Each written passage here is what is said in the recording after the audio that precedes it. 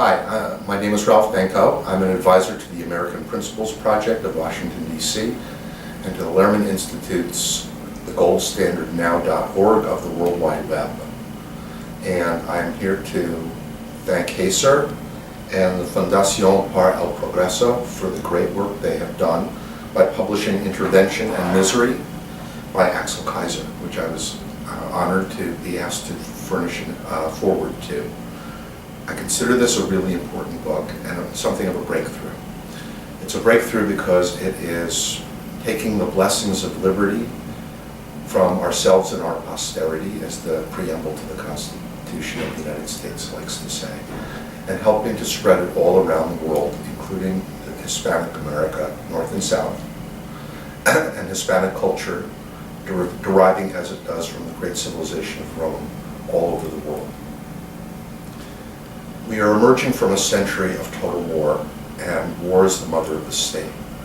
Since World War I, governments have gotten bigger, all provoked by World War I and then the century of war thereafter.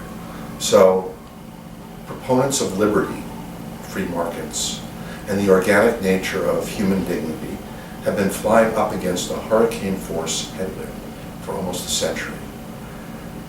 The wars are dying off and peace is breaking out, and this provides a tailwind for the restoration of true, small r Republican principles in which the people control the government rather than the government controls the people.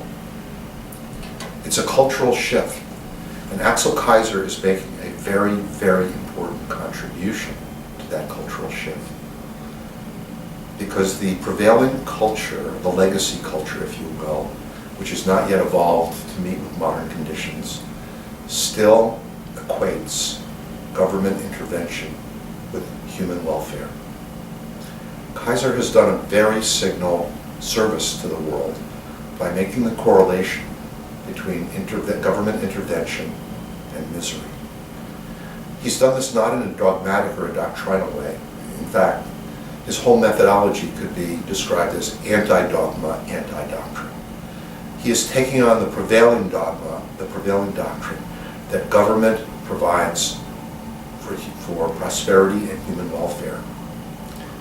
And in fact, by evaluating the events of history, what people really did and what really happened, he has made a very tight, persuasive correlation between interventionism and misery, which of course provides the title of his book, Intervention and Misery, 1929 through 2008. So we have a big state, and we have big state meddling in the economy.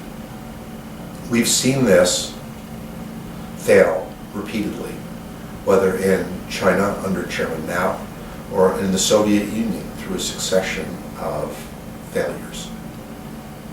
John Cassidy, writing in the New Yorker, which is very much a center-left journal here in the United States, wrote a brilliant column about 10 years ago extolling Hayek as the economist of the century. That was a signal departure, and while he didn't make it explicit in the column, it's quite clear that what impelled him to do this was the fact that socialists, collectivists, and central planners of many different labels and stripes have been claiming the moral high ground for over a century, saying that through this mechanism, through the social responsibility of socialism or statism, that the quality of life, the economic security, and the dignity of the regular citizens could be much improved. And in the event, no souls were saved. And yet, the myth, the narrative, the governing narrative of American culture, European culture, and cultures all around the world still says that, in a word, Father knows best. The government knows how to manage the economy. What happened? Well, after Chairman Mao passed on, he was succeeded by Deng Xiaoping, who said the most famous, unreported 5 words in history. To get rich is glorious. And he went on to say that without without making any admissions that would cause a loss of faith. He said, it doesn't matter whether the cat is black or white as long as it catches mice. He said, we will call this socialism with Chinese characteristics, which was a very nice euphemism. And he essentially began to unleash the free market in China. And it has moved hundreds of millions of people out of dire subsistence levels into comfortable middle-class prosperity. Similarly, in South and Central America, the dirigiste model of the strongman, the Hugo Chavez model, if you will, that says, I will take care of you, leading only to intervention and misery, has been discredited across the board and only remains in a couple of vestigial pockets, I might add, of great poverty and misery. So, thanks to the great supply side leaders like Deng Xiaoping and like Ronald Reagan, we are seeing an efflorescence of human liberty and of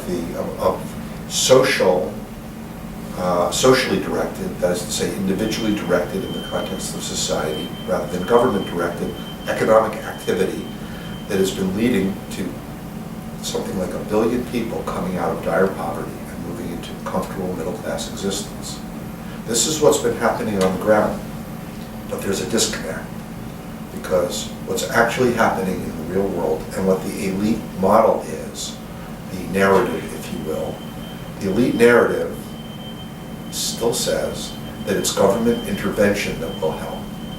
Well, we've just had 12 years of government intervention in the United States one way or another, and the more it intervened, the slower the economy grew and the greater the misery became.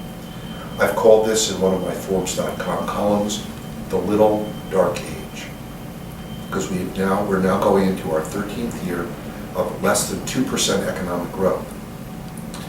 Why is this? Well, the Soviet Union collapsed, and with it collapsed the Gosplan, which was the central steering committee for their economy. And Russia has been doing much better ever since then, since it's lowered its marginal tax rates, deregulated and privatized. But here in the United States, the very fulcrum of the economy, which is monetary policy, money which all of us, which is the basis for all of our economic transactions, whether financial, industrial, commercial, service, you name it, is controlled by a modern-day Gosplan called the Federal Open Market Committee, the FOMC. And the myth, the conceit, the pretense, as Hayek would have called it, that is used to justify this clearly dysfunctional system is that the government knows better and the government can direct the economy and will benefit by it. Instead, Axel Kaiser takes this apart and demonstrates with profound persuasion just how government intervention leads to misery.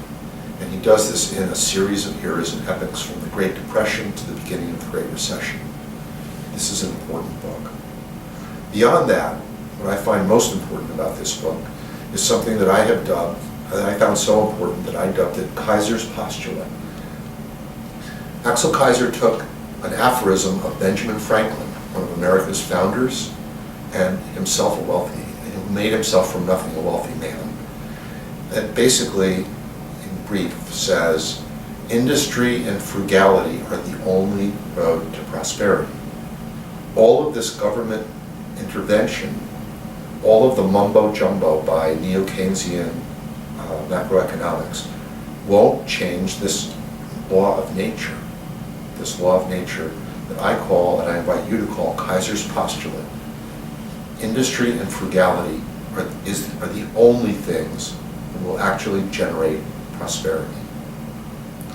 The government does have an effect in creating the macroeconomic climate, as it were. So it can actually create a climate of opportunity by keeping low marginal tax rates down, by having an impeccable monetary policy, of which I believe, and many others believe, the gold standard is the gold standard of the least worst of all monetary policies ever tried. Light, sensible regulation, free trade.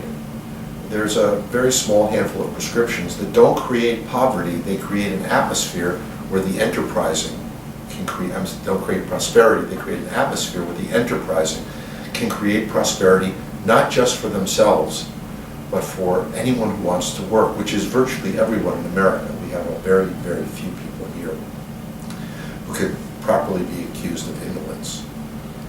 How do we do this? We do this by minimizing the state intervention. The more we minimize the state intervention, the more we minimize our misery.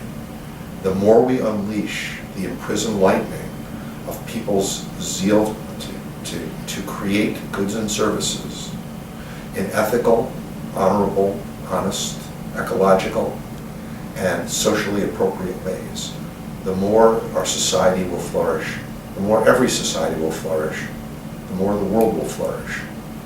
So, to conclude, by deconstructing the false grounds on which government intervention claims moral and political legitimacy, and showing that that is based on fiction and not fact, and by putting forward a superb, simple axiom, industry and frugality, to be sure, in a context of opportunity, is the only path to prosperity, Axel Kaiser has moved the world discourse forward in an extraordinary and impressive way.